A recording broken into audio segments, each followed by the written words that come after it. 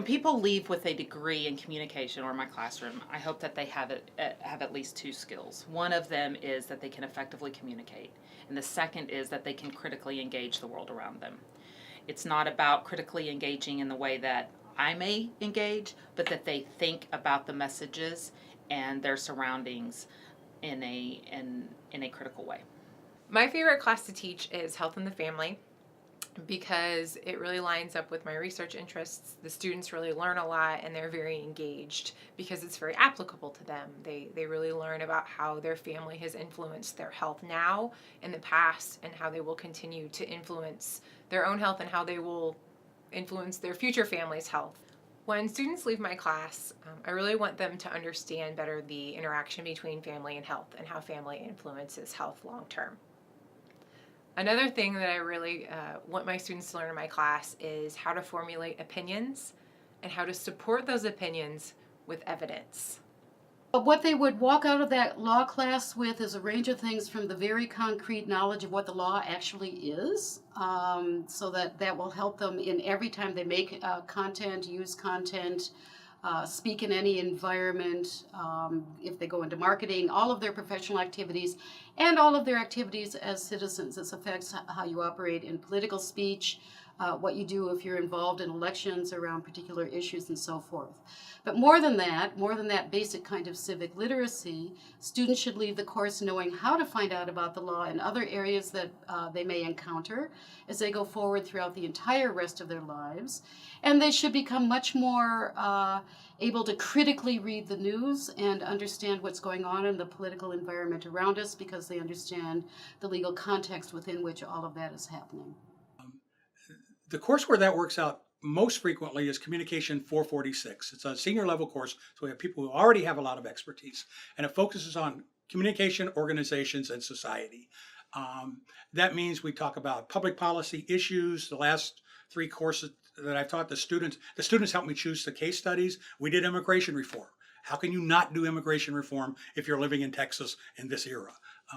In other cases, we deal with how organizations deal with crises. During the hurricanes of 2005, 2006, I had students who, we started class during Hurricane Ike. We started class by getting on Google Earth to see if their houses were still there. I mean, if you want to make teaching relevant, it's not hard to do if you get to start out saying, do you have a home? Ironically, we always saw the roofs on the house. What we didn't know is there was 14 foot of water in each one of them. But it made it real, and it made it meaningful for us. The thing that I really hope comes out of the teaching, one, is excitement for the material and enthusiasm about democracy and political communication.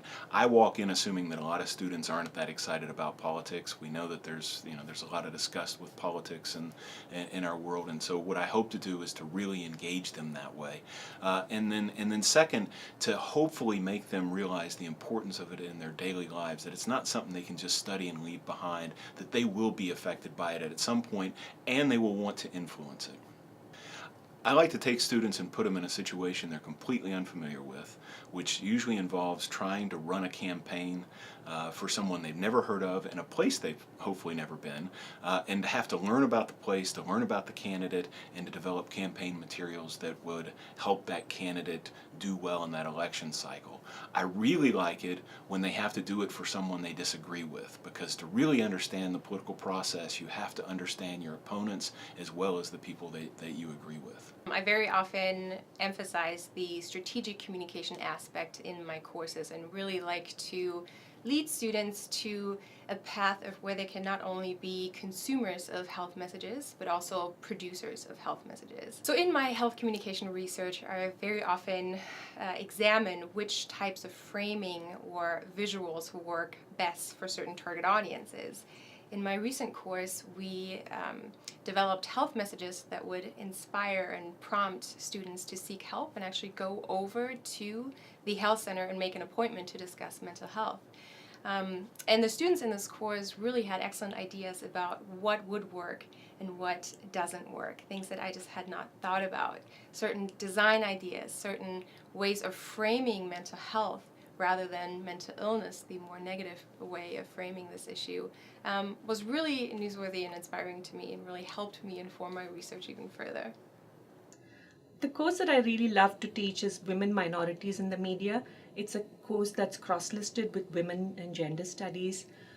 We look at multiple aspects of identity, so not just gender and race and ethnicity, but we also look at things like sexual orientation, religious identity, social class, body image, and how all of these are shaped by media and the types of stories that are being told in that.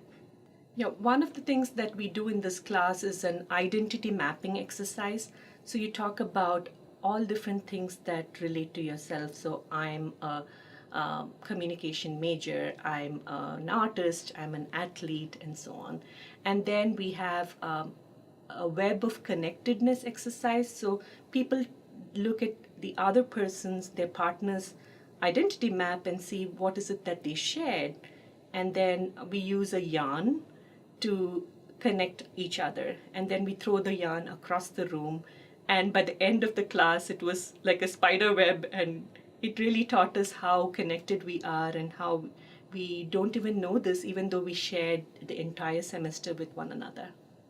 I think one of the assumptions about especially classical rhetoric is that what is old is no longer relevant.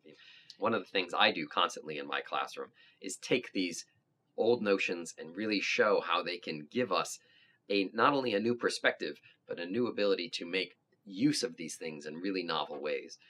So oftentimes I will take old concepts and put them to use to study advertisements, and then to have them create new advertisements using classical concepts.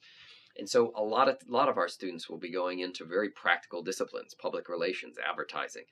So what I always try to do in their practical application is really say, how do you use these concepts to really develop new perspectives and then to create new artifacts that would be directly related to their actual experience and their future endeavors.